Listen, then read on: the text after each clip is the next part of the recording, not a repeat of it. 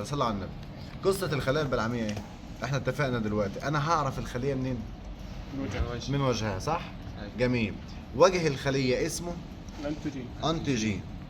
وجه الخلية اسمه انتيجين. بتساوي كلمة مولد الضد.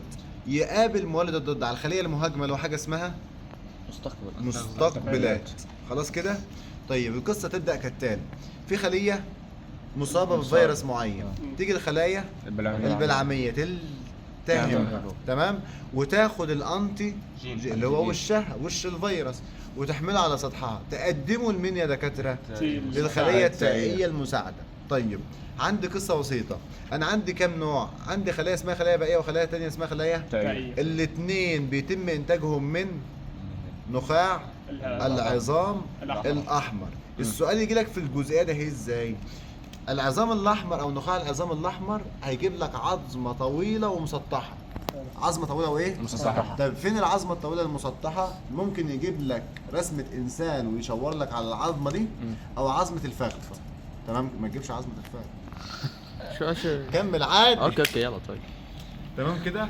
أو عظمة مين؟ الفخذ. واحدة من دي طويلة ومسطحة ودي طويلة وإيه؟ مسطحة. ومسطحة. يبقى فيها نخاع ولا ما فيهاش؟ فيها. تنتج ولا ما تنتجش؟ تنتج. خلايا بائية وخلايا تائية. الخلايا البائية يتم إنتاج ونضج. كلمة نضج يعني تتميز الخلايا لعدة أنواع. فين؟ في نخاع العظام الإيه؟ الأحمر. الأحمر. أدخل على القصة الثانية وهي قصة الخلايا التائية. بتنتج من نخاع العظام الأحمر، ولكن بيتم إرسالها للغدة اللي موجودة خلف عظمة القص. اسمها غدة إيه؟ زعترية. غدة زعترية. غدة زعترية. غدة إيه؟ نزل على الجروب عادي. غدة إيه؟ زعترية. الغدة الزعترية. الغدة الزعترية والغدة التيموسية، عشان كده سمت باسم الخلايا التائية. خلاص كده؟ تتميز لكم نوع؟ نوعين، تي اتش وتي سم اللي هي القاتلة. حلو كده؟ يا خلايا بلعمية هتعملي ايه؟ زوم هنا. صور هون. مش هيك يا زلمة. خلايا بلعمية تروح للخلية المصابة، تاخد منها الفيروس او انتيجين الفيروس، تمام، وهتقدمه على الخلايا التائية المساعدة، فتنشط الخلايا التائية وتنقسم. نتيجة انقسامها هيزيد عدد الخلايا التائية المساعدة. هيزيد عدد الخلايا التائية الايه؟ المساعدة. اتكونت معايا مين كمان؟ خلايا التائية السامة او القاتلة. تمام كده؟ هنبدأ نبعت إشارة أو إشارتين. إذا كان ده فيروس أو ميكروب يمكن القضاء عليه هنبعت الإشارة للخلايا البائية، فتنشط الخلايا البائية، فتنتج كم نوع من الخلايا؟ نوعين، البلازمية أو النشطة. البلازمية والإيه؟ والنوع الثاني اسمها الخلايا البائية الذاكرة. الخلايا البائية الإيه؟ الخلايا البلازمية النشطة خدت الانتيجين اتعرفت عليه، هتطلع تنتج له اجسام. قول لي يلا اجسام ايه؟ تطلع تنتج له اجسام ايه؟ مضادة. تهاجمه ولا ما تهاجموش؟ تهاجمه. خلاص كده؟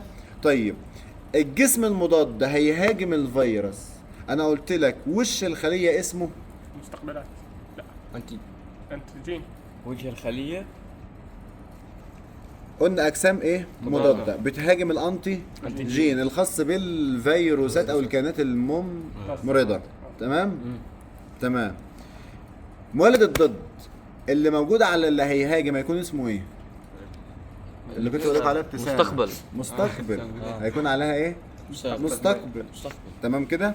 طيب يبقى المستقبلات موجودة على سطح مين؟ الاجسام المضادة. وصلت كده؟ يتعرفوا هما الاثنين مع بعض بفكرة القفل والمفتاح. فكرة القفل والايه؟ والمفتاح. طيب تظل الخلايا الذاكرة في الجسم من 40 ل 45 سنة. طيب بحيث لو دخل الفيروس مرة أخرى إلى الخلايا تبدأ الخلايا الذاكرة تشتغل على طول، ما بدأش في القصة دي كلها، ما استناش الخلايا البلعمية تجيب لي الأنتيجين وتقدمه للخلايا التائية المساعدة، والخلايا التائية المساعدة تبعت إشارة للخلايا البائية ونشط وهكذا. تمام كده؟ طيب إذا كان عضو مزروع، إذا كان عضو مزروع أو خلايا مسرطنة هبعت الإشارة للخلايا البائية؟ لا، هنطلع على طول الخلايا التائية السامة أو القاتلة. نروح على الخلايا التائية القاتلة أو السامة. اللي يحصل هناك يا دكاترة دي تبدأ تشتغل. فعندك الكتاب اختصر الكلام ده كله، قام راح قايل لك بعد الانتهاء الخلايا التائية السامة قضت على الخلايا المسرطنة أو الأعضاء المزروعة، تبدأ تنتج مادة السيتوكاينات. تبدأ تنتج مادة مين؟ السيتوكاينات. السيتوكاينات تروح من الخلايا التائية السامة تروح للخلايا التائية المساعدة تنبهها ان انا خلصت، فلازم نوقف عمل الخلايا التائية السامة او القاتلة. وصلت؟ وصل. طيب اخر جزئية. بس السيتوكاينات